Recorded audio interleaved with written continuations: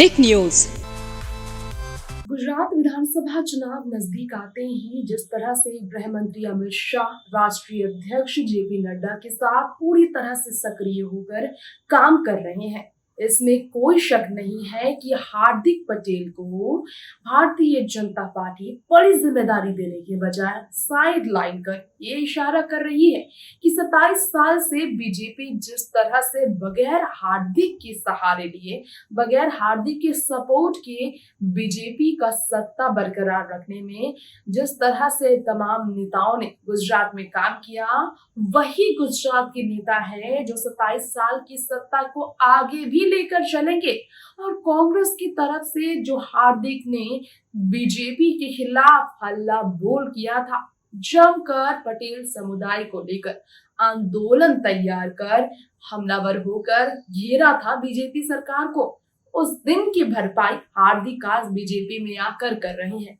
लंबे समय तक उन्हें करना पड़ेगा इंतजार बीजेपी में अपने कदभार को बढ़ाने का। लंबा टाइम लगेगा हार्दिक पटेल को भारतीय जनता पार्टी में एक बड़े कद पर बैठते हुए सपने सजाने का। हार्दिक पटेल सपने देख सकते हैं, लेकिन सपनों को पूरा करने में उन्हें करना पड़ेगा लंबे समय तक संघर्ष। हार्दिक की संघर्ष काफी लंबी चलेगी, क्योंकि फिलहाल या यूं कह लीजिए कि इस साल इस चुनाव में हार्दिक को नहीं मिलने वाला कोई भी मौका बीजेपी में खुद को साबित करने का। उन्हें साबित करना है तो वो समय दे बीजेपी में अपनी ईमानदारी के लिए, ईमानदारी को साबित करने के लिए वक्त दे, तभी बीजेपी उन्हें कोई मौका देगी। ये तय हुआ और कांग्रेस ने जमकर चुटकी भी ली।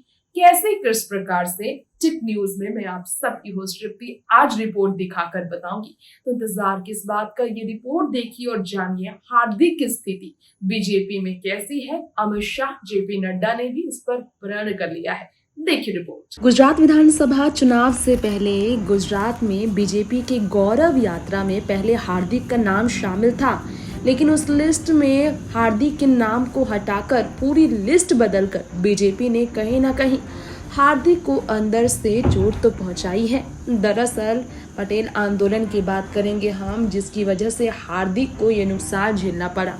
सालों पहले जो आंदोलन को उन्होंने उकसाया था बीजेपी के खिलाफ कांग्रेस में रहकर, नतीजा आज भी बीजेपी नेताओं के बीच हार्दिक के प्रति उनका गुस्सा बरकरार है, जिसके कारण सभी साथ में हार्दिक को लेकर गौरव यात्रा में नहीं चलना चाहते थे।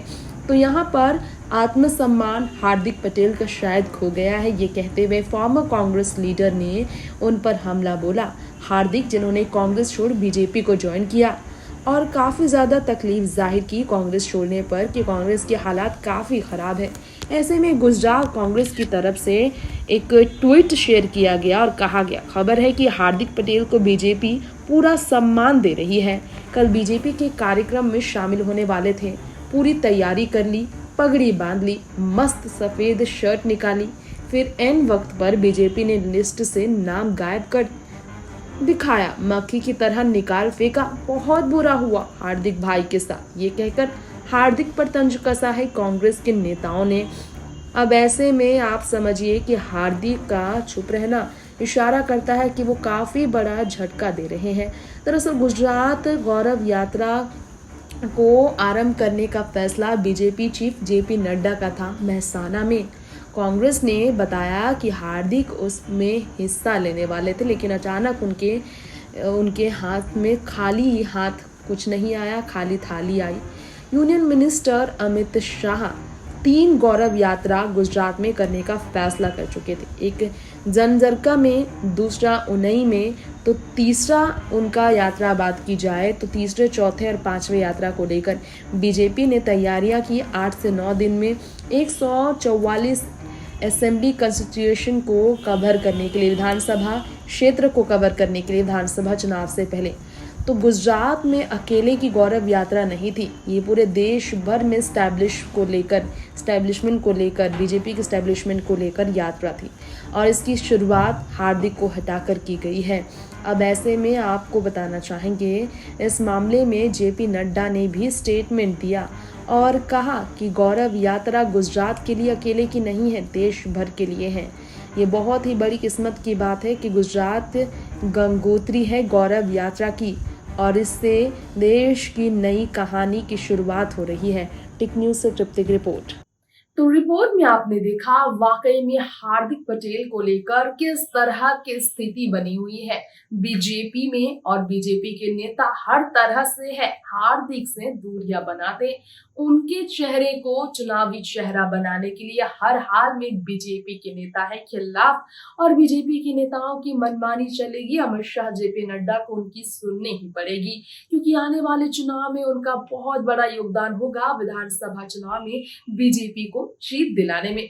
तो फिलहाल इस खास रिपोर्ट में इतना ही। बाकी खबर के साथ जुड़े रहने के लिए देखते रहें टिक न्यूज। नमस्कार।